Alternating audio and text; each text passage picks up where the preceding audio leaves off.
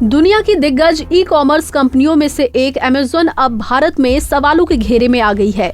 इसकी वजह है कंपनी के लीक हुए संवेदनशील डॉक्यूमेंट्स। बताया जा रहा है कि ये डॉक्यूमेंट्स कंपनी के भारत में काम करने के तरीकों के बारे में बड़े खुलासे करते हैं। न्यूज एजेंसी रॉयटर्स ने बुधवार को एक खास रिपोर्ट में इन डॉक्यूमेंट्स के हवाले से बताया कि अमेज़न कई साल से अपने भारतीय प्लेटफॉर्म पर कुछ खास विक्रेताओं को तरजीह देती है। इतना ही नहीं, कंपनी उनका इस्तेमाल भारत के सख्त विदेशी निवेश मानकों से बचने के लिए कर रही है। इन खुलासों के बाद भारत में ई कॉमर्स कंपनी अमेज़न पर बैन लगने की मांग तेज हो गई है। जिन डॉक्यूमेंट्स की चर्चा रॉयटर्स ने अपनी रिपोर्ट में की है, वो साल 2012 से 2019 के बीच कंपनी के ऑफिशियल कम्युनिकेशन का हिस्सा है।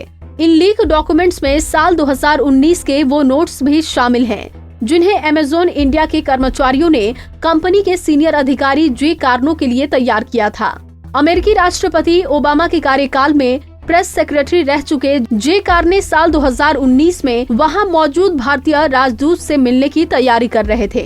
इन नोट्स में मूल रूप से बताया गया है कि क्या बात करनी है और क्या नहीं। इसके अलावा राइटर्स के हाथ लगे डॉक्यूमेंट्स में कंपनी के power point slides, business report और ईमेल के ड्राफ्ट शामिल हैं।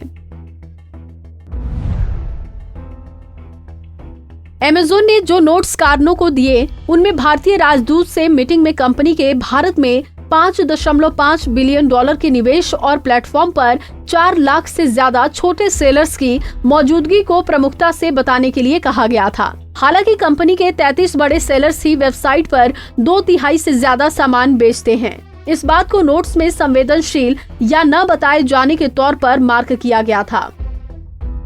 रिपोर्ट के अनुसार अगर राजनीतिक रूप से संवेदनशील ये जानकारी बाहर गई तो उन छोटे रिटेलर्स को फिर से अमेज़न का विरोध करने का मौका मिल जाएगा, जो पहले ही कंपनी पर कुछ सेलर्स के साथ पक्षपात करने का आरोप लगाते रहे हैं।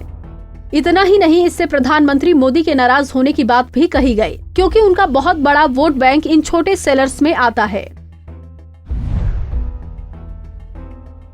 खास बात यह है कि डॉक्यूमेंट्स में मौजूद एक नोट में प्रधानमंत्री मोदी का मूल्यांकन भी किया गया था। रॉयटर्स की रिपोर्ट के मुताबिक उनके लिए नॉट एन इंटेलेक्चुअल शब्द का इस्तेमाल किया गया, यानी वो बहुत बौद्धिक नहीं है।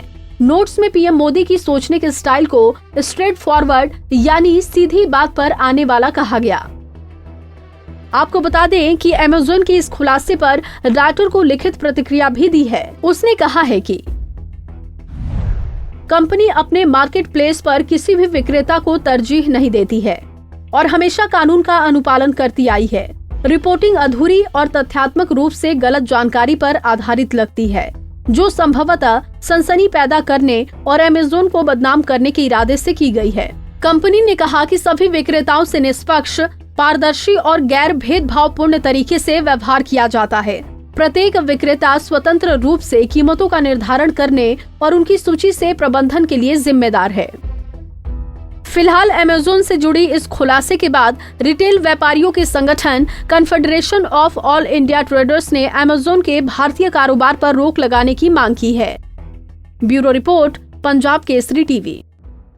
हमसे जुड़े रहने के लिए हमारे YouTube चैनल को सब्सक्राइब करें और नई वीडियो की नोटिफिकेशन के लिए बेल आइकॉन को दबाएं।